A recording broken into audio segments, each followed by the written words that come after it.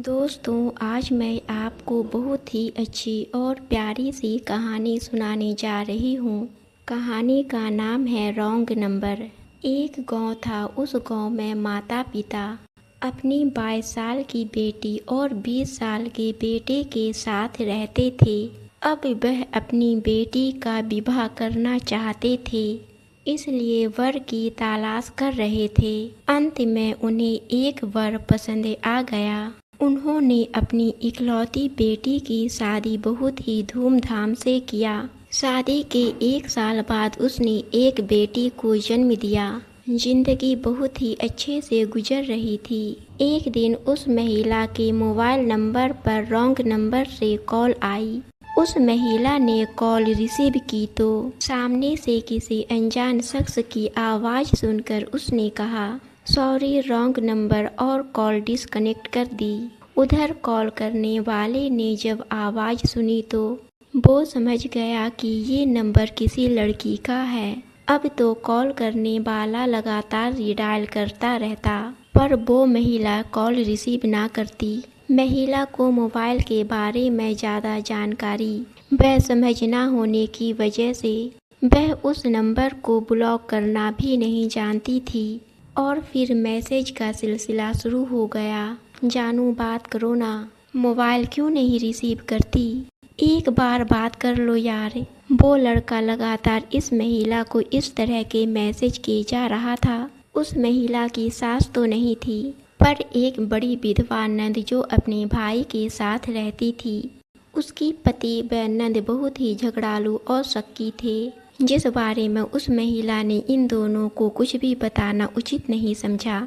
इस वाक़ये के एक दिन जब मोबाइल की रिंगटोन बजी तो नंद ने कॉल रिसीव कर लिया।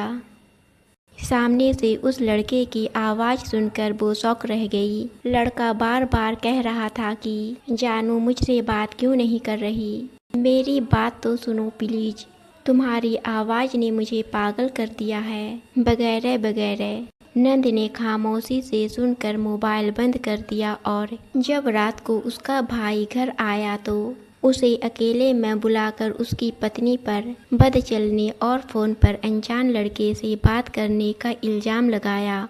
पति ने तुरंत पत्नी को बुलाकर उसकी बात सुने बिना उसे बुरी तरह मारना शुरू कर दिया। जब वो उसे बहुत ही बुरी तरह पीट चुका तो बहन ने मोबाइल उसके हाथ में दिया और कहा, इसी में नंबर है तुम्हारी पत्नी के आशिक का।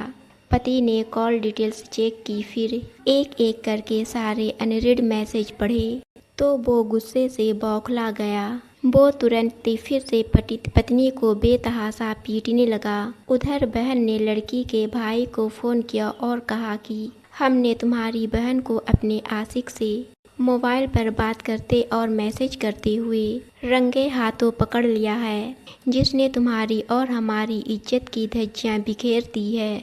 खबर सुनकर तुरंत उस लड़की का छोटा भाई और उसकी माँ भी वहां पहुंच गए। पति और बहन ने इल्ज़ाम लगाए और ताने मारे तो लड़की के भाई ने भी उसे बालों से पकड़कर खूब पीटा।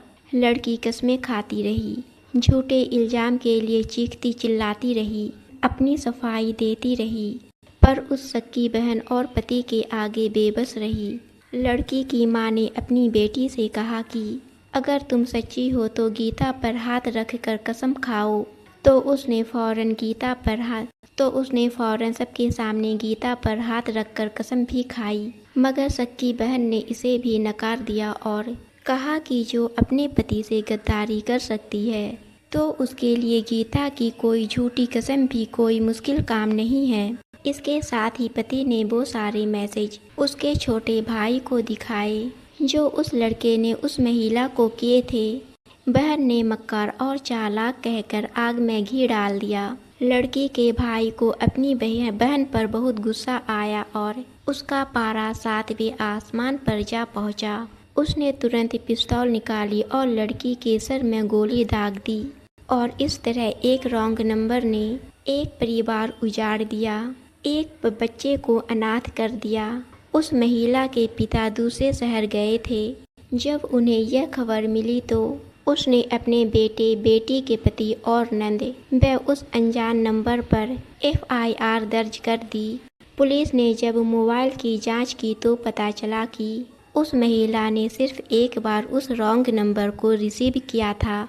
इसके बाद उस नंबर से वो लड़का कॉल और मैसेज के जरिए उस महिला को लगातार परेशान कर रहा था। सारी बात साफ होने के बाद जब उसके छोटे भाई को सच्चाई पता चली, जिसने अपनी बहन को गोली मारी थी, तो उसने उसी दिन जेल में खुदकुशी कर ली।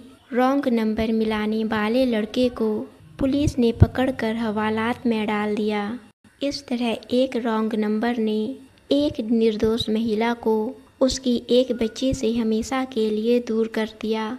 इस तरह एक बच्ची अनाथ और 2 परिवार बर्बाद हो गए और एक पिता ने अपने बेटे और बेटी को खो दिया। जरा सोचिए, कसूरवार कौन? रॉन्ग कॉल वाला, शक्की और जाहिल पति, गैरतमंद भाई या मोबाइल? ऐसे पतियों और भाइयों से निवेदन है कि किसी भी औरत पर इल्ज़ाम लगाने से पहले सच्चाई जान लें तब फैसला करें, क्योंकि हर पत्नी, बहन या बेटी गलत नहीं होती। और वो लोग जो रॉन्ग नंबर जानकर भी किसी महिला के पास बार बार फ़ोन करती हैं, उन्हें खुद समझना चाहिए कि आपके घर में भी माँ, बहन और बेटी है। आपका इस तरह किसी को परेशान करना किसी मासूम की ज़िंदगी बर्बाद कर सकता है। दोस्तों, आपको कहानी पसंद आई तो हमारे चैनल को सब्सक्राइब और वीडियो को लाइक ज़रूर कीजिए।